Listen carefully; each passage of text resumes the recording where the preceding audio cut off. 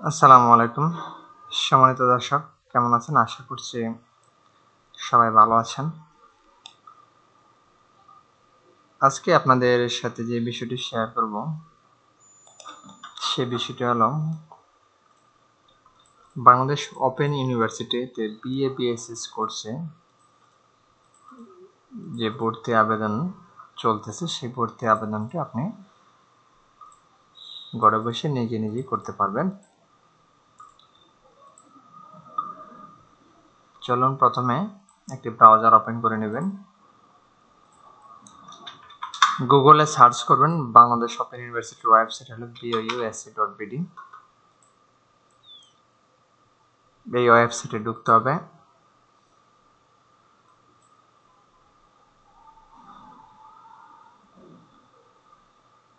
প্রথমে যাবেন online admission. Online admission অপশনে ক্লিক করতে হবে। ক্লিক করে নিচে স্ক্রল করবেন। এখানে দেখেন বেশ কিছু প্রোগ্রাম বর্তমানে ভর্তি চলতেছে। আপনার যেটি প্রয়োজন, ধরেন আমি আজকে আপনাদেরকে দেখাবো বিএ বিএসএস ডিগ্রি যে কোর্সটি আছে। এখানে প্রথমে আপনারা সার্কুলারটা একটু প্রথমে পড়ে নেবেন, যে এখানে তাদের যে রিকোয়ারমেন্টগুলি আছে এখানে সব বিস্তারিত দেখাবে এবং ভর্তির যে সময়, অন্যান্য যে বিষয়াদি সব এখানে বিস্তারিত দেওয়া আছে। আবেদন 15 নভেম্বর পর্যন্ত। আপনার 15 নভেম্বর থেকে 15 জানুয়ারি 2025 তারিখ পর্যন্ত করা যাবে এবং আবেদন করার পর 7 কার্য দিবসের মধ্যে অনলাইনের যে আবেদন কপি এবং শিক্ষাগত যোগ্যতা এবং অন্যান্য যে সকল যে প্রয়োজনীয় যে ডকুমেন্টসগুলি আছে এগুলি আপনার নিজ নিজ আঞ্চলিক অফিসে জমা দিতে হবে। প্রত্যেকের যে আঞ্চলিক অফিস আছে, যে প্রতিষ্ঠানগুলি যে আঞ্চলিক অফিসের আন্ডারে অন্তর্ভুক্ত, সেই আঞ্চলিক অফিসে আপনার জমা দিতে হবে। তো এখানে সব মিলিয়ে কত টাকা লাগবে এখানে প্রাথমিক অবস্থায় দেওয়া আছে ৩৮৯০ টাকা এবং অনলাইন চার্জ সহ হয়তো বা কিছু বেশি করবে, আপনার ওই যে বিকাশ রকেটের যে চার্জ আছে। এই হলো নিয়ম। এছাড়া আপনার এটা করার সময় আপনার ছবি, ভোটার আইডি ফটোকপি এবং এসএসসি ইন্টারের সার্টিফিকেটের ফটোকপিগুলি সাথে নিয়ে কাজটা শুরু করবেন। মানে এই তথ্যগুলি আপনার ওখানে দিতে হবে।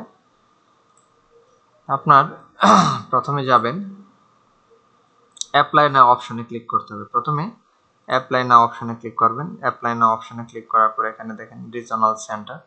এখানে বেশ কিছু রিজনাল সেন্টার আছে, তা আপনার প্রতিষ্ঠানটা যে রিজনাল সেন্টারের অধীনে সেই রিজনাল সেন্টার ক্লিক করবেন। ধরুন আমি ময়মনসিংহ রিজনাল সেন্টারের অফিসে ক্লিক করছি। এখানে ময়মনসিংহের অধীনে সাব রিজনাল সেন্টার আছে। এখানে দেখাচ্ছে যে ময়মনসিংহের অধীনে সাব রিজনাল সেন্টার কোথায় কোথায় আছে। তো এখানে ময়মনসিংহ আছে সাব রিজনাল সেন্টার।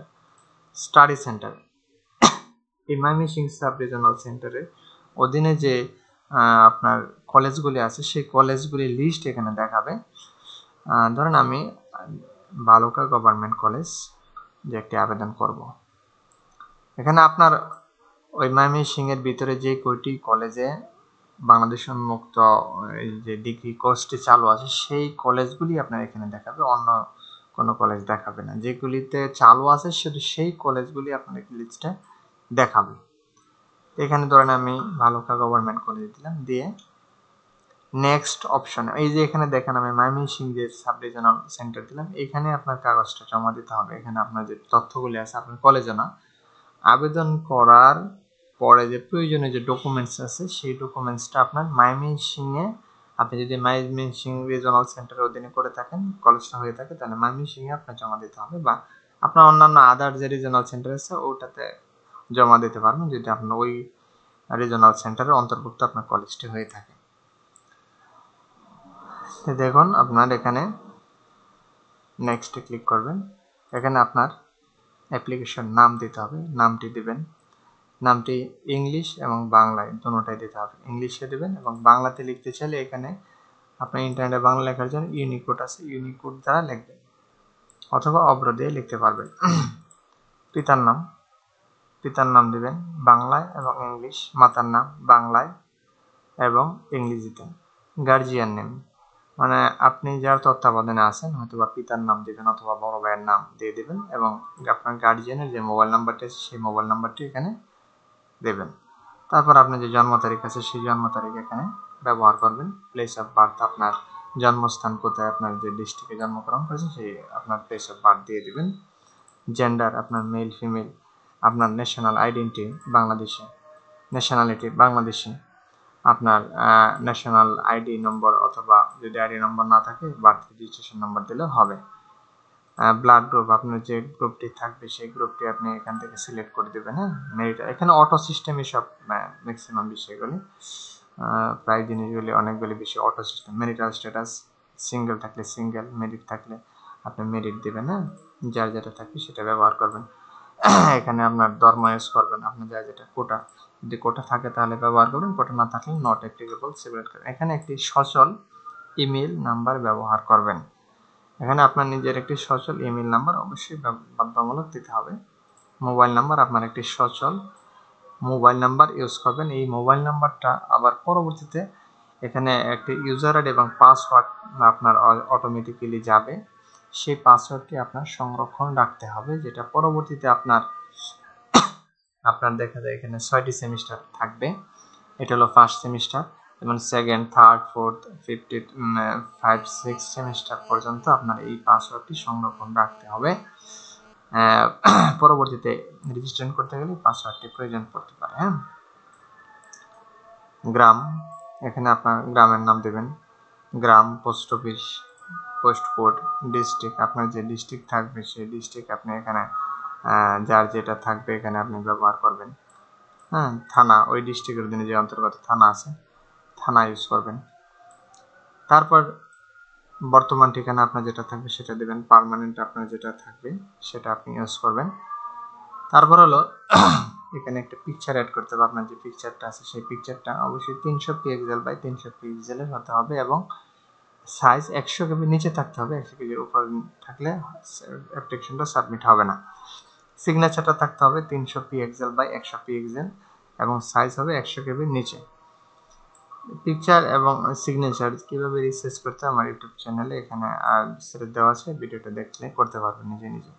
তারপর নেক্সট অপশনে ক্লিক করলে আপনার একাডেমিক ইনফরমেশন আসবে। একাডেমিক ইনফরমেশনে আপনার পরীক্ষার নাম, রোল নাম্বার, রেজিস্ট্রেশন নাম্বার, আপনার জিপিএ, আপনার গ্রুপ, এসএসসি এবং ইন্টার অ্যাড করে নেক্সট অপশনে ক্লিক করবেন। অটোমেটিকলি যে কমন সাবজেক্টগুলি আছে সাবজেক্টগুলি আসবে।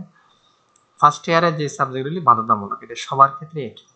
সেকেন্ড ইয়ারে আপনি সাবজেক্ট চয়েস করতে পারেন। ফার্স্ট ইয়ারে আপনার যা থাকে সবগুলি আপনার এখানে দিতে হবে।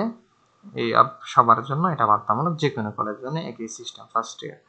তারপরে এখানে আপনার পরে অটোমেটিক সিস্টেমে আপনার দেখা যাবে বিকাশ অথবা রকেট অথবা নগদে আপনি টাকাটা পেমেন্ট, বিকাশ রকেটে টাকাটা পেমেন্ট করতে পারবেন।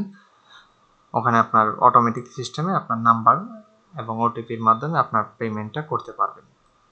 তারপর এই কপিগুলি এটা কমপ্লিট করার পরে একটি ফর্ম প্রদর্শিত হবে। ফর্ম এবং আপনি যে টাকাটা পেমেন্ট করেছেন সেই পেমেন্টের একটা স্লিপ এবং আপনার যে সাবজেক্টগুলি নিয়েছেন সেই সাবজেক্টগুলির একটা কপি প্রিন্ট করে এবং আপনার অন্যান্য যে সকল প্রয়োজনীয় কাগজপত্র আছে যেমন এসএসসি ইন্টারের মার্কশিট, সার্টিফিকেটের ফটোকপি এবং আইডি কার্ড এবং ছবি সহ আপনার যে আঞ্চলিক অফিস আছে আঞ্চলিক অফিসে জমা দিলে আপনার ভর্তি কার্যক্রম সম্পন্ন হয়ে যাবে।